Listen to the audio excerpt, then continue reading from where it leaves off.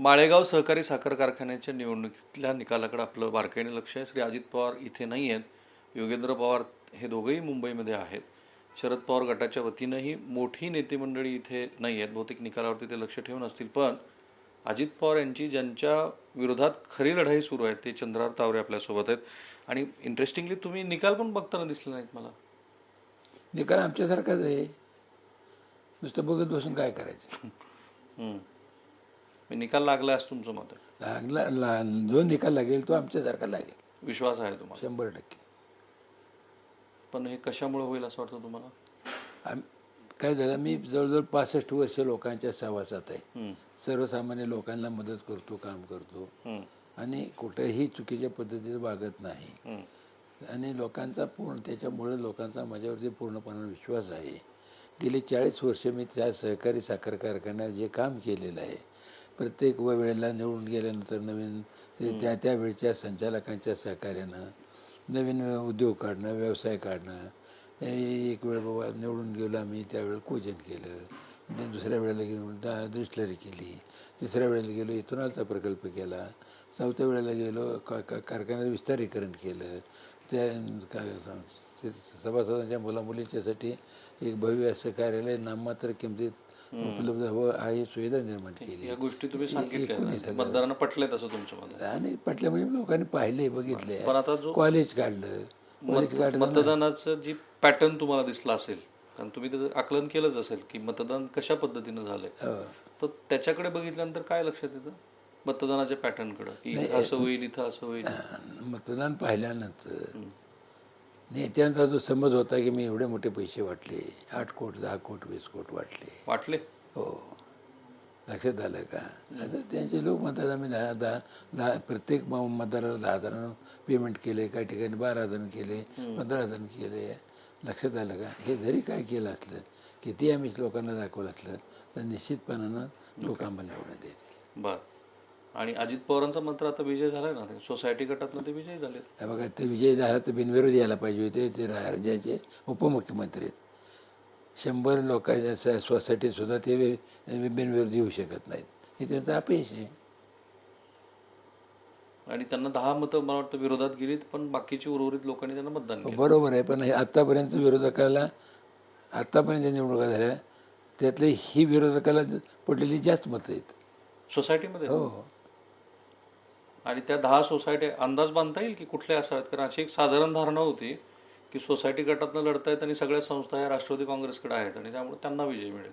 आता सांगवी बिंगवी तुमच्या गावातल्या लोकांनी केलं असं नाही. काय, अनेक गावाचे आमचा उमेदवार निराबागच गटातला आहे, साधा शेतकरी आहे. नुसता साधा शेतकरी, तो म्हणजे ऊस तोडणे वाहतुकीचे जे कंत्राट असतं ते कंत्राटाचं काम करणारा तो काम म्हणजे मुकादम आहे. त्यांना 10 मतं मिळवली, कमी नाहीत. तुमच्यामध्ये ही मोठी गोष्ट आहे की राज्याच्या उपमुख्यमंत्र्यांच्या विरोधामध्ये मुकादमानं 10 मतं मिळवली, तीही सोसायटी गटात. हो, सोसायटी गटात नाही. सोपं काम नाही. आणि मग उर्वरित 20 जागेमध्ये तुम्हाला विश्वास किती वाटतो? 15, 18, 10? बाकी सर्व जागा आमच्या निवडून यायला काही हरकत नाही पूर्ण. हो. जरी पैशाचा वापर झाला असा, जरी पैशाचा वापर झाला असला, लक्षात आलं का, तरी आम्ही 100% बहुमत मिळवू. पण तुमच्या विरोधातली लढाई ज्यांच्याबरोबर आहे ते राज्यातले कार्यक्षम नेते आहेत. त्यांच्याबद्दल लोकांना असं वाटतं की ते कार्यतत्पर आहेत, जे आपल्या हातामध्ये घेतात ते उत्तम पद्धतीनं तडीस नेतात. ह्याबद्दलही काही दुमत नाही, किमान आम्ही जे बाहेरनं बघतो ते. आणि बारामतीतल्या विकासाचं मॉडेल बघितल्यानंतर अजित पवार हे खरोखर कार्यक्षम आहेत अशी धारणा होते. असं असूनही तुमचं मत असं आहे की ते नाहीत होणार विजय. लक्षात, ते जे म्हणतात ना, आपण जे म्हणता ना, त्या पद्धतीने मला सांगा, बारामती तालुक्यामध्ये कुठली नवीन एक सहकारी संस्था काढली का, कारखाना काढला का, व्यवसाय काढला का? नुसते रस्ते गुरगुळीत केले, भिंती रंगवल्या, इमारती बांधल्या, म्हणजे काय नुसता विकास होतो का? तसं काहीच नाही. छत्रपती कारखाना दचकाने उभा केला, माळेगाव कारखाना शेंबेकरांनी आणि त्यांच्या सहकार्याने उभा केला, सोमेश्वर कारखाना तुमच्या ह्यांनी काकडे मंडळीने उभा केला. यांनी काय केले? ह्याला दुसऱ्या चालू आहे तो सुद्धा नीट चालवता आला नाही. मग आक्षेप तर थोरल्या पवारांच्या बद्दल पण असू शकतो. आता कारभार कोण बघतं? आता अजित पवार पाहतात. किती वर्षापासून? 25-30 वर्षापासून बघतात. मी म्हणतो जुनं काय झालं ह्यांनी दुरुस्त केलं का? अहो सूतगिरणी काढण्यासाठी यांनी आग्रह केला आम्हाला किंवा बाहेर पैसे आम्हाला शेअर भांडवल मिळत नाहीत, तुम्ही कारखान्याचं शेअर भांडवल आम्हाला द्या. साहेब आम्ही शेअर भांडवल त्यांना दिलं. 90 लाख रुपये दिले. 10 लाख रुपये राहिले होते. म्हणजे जवळजवळ शेअर भांडवल मी दिलं. सूतगिरणी आम्ही सांगितलं होतं त्यांना आमच्या कारखाने करायचं उभी करा. 15ला उभी करायचा घाट घातला, निर्णय घेतला. नाही त्याची जन चालली सूतगिरणी. एक सुद्धा चौथं त्यांनी चालू दाखवलं नवीन काढून. ठीक आहे. त्यामुळे तुम्ही जे काय म्हणता ना की ते कार्यक्षम काय कार्यक्षम आहे सांगा? एवढं मोठ्या राज्याचं अर्थकारण तुमच्याकडं आहे, जगभराचे ओळखी तुमच्याकडे आहेत. तुम्ही साधं दूध सांगायला अनेक बाय प्रोडक्ट काढू शकले नाहीत. माहितीसाठी सांगतो की आमचा बारामती तालुक्याचा दुसंग आणि तुमच्या संगमनेर तालुक्याचा दुसंग एका दिवशी रजिस्टर झाले, एका खाली एक. लक्षात आलं का? ते आज 12-14 प्रोडक्ट काढतात, मुलांना व्यवसाय करून देतात. आमच्याकडे काय नुसतं दूध गोळा करायचं आणि ते वरच्या संस्थेला घालायचं एवढंच काम आहे. आमच्याकडे काही नाही. दुसरं तुम्हाला सांगतो, लक्षात आलं, सूतगिरणी काढली. आम्ही सूतगिरणी काढल्यानंतर जयंत पाटलांनी सूतगिरणी काढली. जयंत पाटलांनी सूतगिरणी काढली. त्या सूतगिरणीतून त्यांनी सूत काढलं, सुताला रंग दिला, त्याचं कापड तयार केलं. ते कापड तयार करून जगाच्या बाजारात विकतात. आमचं काय? सगळे तसं मटेरियल आहे ते सगळं चोरीला गेले. काय केलं त्यांनी? काय नाही. हे नुसते आयत्या पिठावर या वाढल्यात, बाकीचं काहीच नाही. नवीन बाबा व्यवसाय उभा केला आहे कॉलेजात, हे आम्ही काढलं. ठीक आहे. पण आता ज्या पद्धतीनं यंत्रणेने काम केलं, कारण मागच्या वेळेला असं होता आरोप, तुमचंही म्हणणं होतं की अनेक मतपत्रिका बाद केल्या गेल्या, पण आत्ता यंत्रणेने जे काम केलं ते मला वाटतं की उत्तम आहे. CCTV व्यवस्थित आहेत, पोलीस यंत्रणा सक्षम आहे.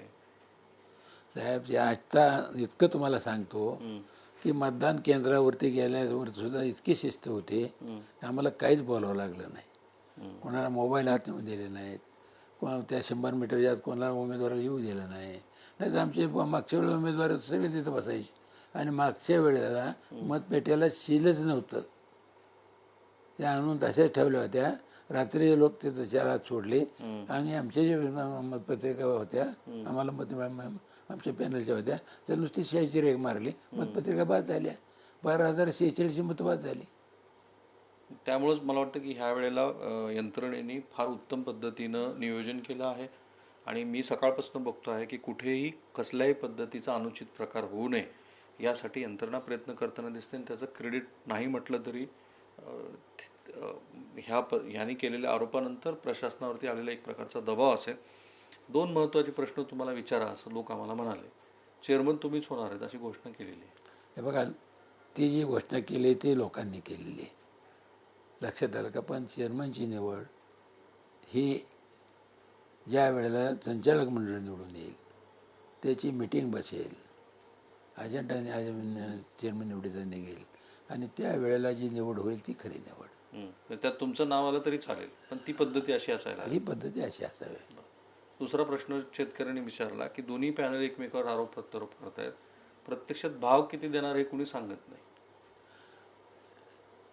आम्ही आत्तापर्यंत जे भाव दिलेले आहेत ते लोकांच्या स्मरणात आहेत, माहिती येत आहेत. आणि भाव हा नुसता असा निघत नसतो, त्याच्या अनेक गोष्टी आहेत. तुमचा ऊस तुमच्याकडे किती उपलब्ध आहे, त्याचं क्रशिंग कसं तुम्ही करता, लक्षात किती दिवस कारखाना चालणार, किती जास्तीत जास्त क्रशिंग करणार, साखरेचे रेट काय राहणार, इथेनॉलचे रेट काय राहणार, या सगळ्या गोष्टीवरती ते अवलंबून असतं. तरी काही साधारण एक आपली पातळी आपण ठरवली डोळ्यासमोर की असं नाही ठरवत.